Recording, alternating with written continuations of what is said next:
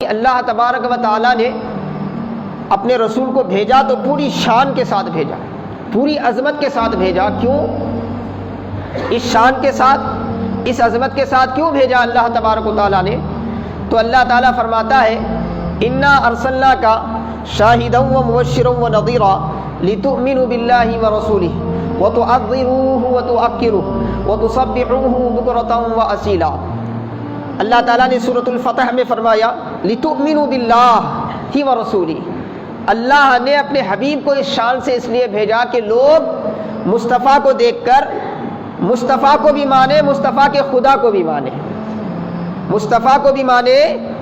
اللہ کو بھی مانے۔ لتؤمنوا باللہ، تاکہ تم ایمان لاؤ اللہ پر، ورسولہ، اور اس کے رسول پر، وتعظروہ وتوقروہ، اور پوری پوری اس رسول کی حمایت کرو، پوری پوری اس رسول کے لیے رسول کی دفاع کرو، ان کی نصرت و حمایت میں آگے بڑھو، وتعظروہ وتوقروہ، اور پورا پورا ان کا ادب کرو۔ اس شان سے اس لیے بھیجا، امت پر کیا حقوق ہیں، اہل ایمان پر اپنے نبی کے کیا حقوق ہیں، اس کو اللہ تبارک و تعالیٰ قرآن کریم میں بیان فرما رہا ہے۔ فرمایا حقوق یہ ہے کہ تم ان پر ایمان لاؤ، ان کی تعظیم و تکریم کرو، ان کے لائے ہوئے دین کی تائید کرو، وتوقروہ وتسبحوہ بکرۃ واصیلا، صبح شام اللہ کی پاکی بیان کرو، صبح شام اللہ کا ذکر کرو، اللہ کے عبادت گزار بندے بنو۔ اس لیے اللہ تعالیٰ نے اپنے حبیب کو اس شانوں کے ساتھ مبعوث فرمایا، پوری کائنات کے لیے رحمت بنایا، حق اور باطل کے لیے برہان بنایا، اور ہدایت حاصل کرنے والوں کے لیے نور مبین بنایا، اور ذات رسالت کو ہر اعتبار سے کامل اور کامل کرنے والا بنا کر اللہ تبارک و تعالیٰ نے مبعوث فرمایا۔ تو کیوں؟ تاکہ اس نبی پر ایمان لایا جائے،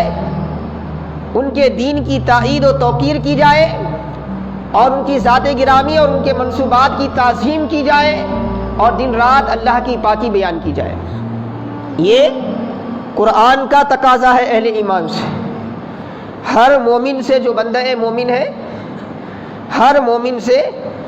یہ تقاضا ہے قرآن کریم کا کہ اپنے نبی کے لیے جب اس نے محمد الرسول اللہ کہہ دیا تو اب اس کی ذمہ داری کیا ہے؟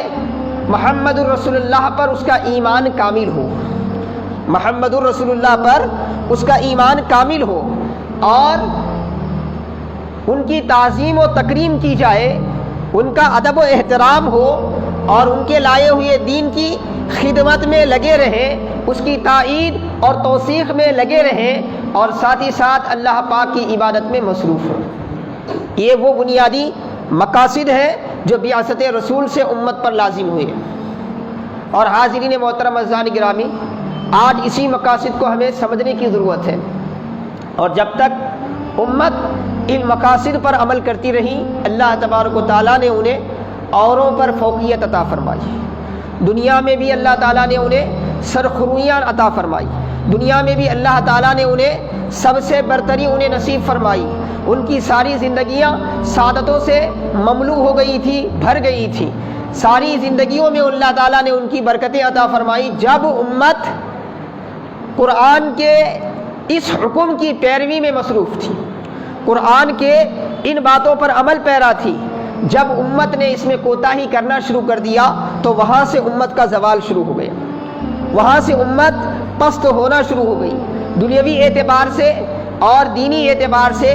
امت میں جو بدحالی شروع ہوئی ہے، امت میں جو شکست اور ریخت کی حالت پیدا ہو گئی ہے، یہ کب سے ہوا؟ جب سے امت اپنے حبیب، اپنے رسول کے حقوق کو ادا کرنے میں کوتاہی شروع کر دی، تب سے اللہ پاک نے اسے آسمانی برکتوں سے محروم کر دیا، تب سے اللہ پاک کی رحمتیں اس سے دور ہو گئی، اور وہ شیطان کے نرغے میں آ گئے، وہ شیطان کے فریب میں آ گئے، شیطان کی اضلال کاریوں میں شریک ہو گئے۔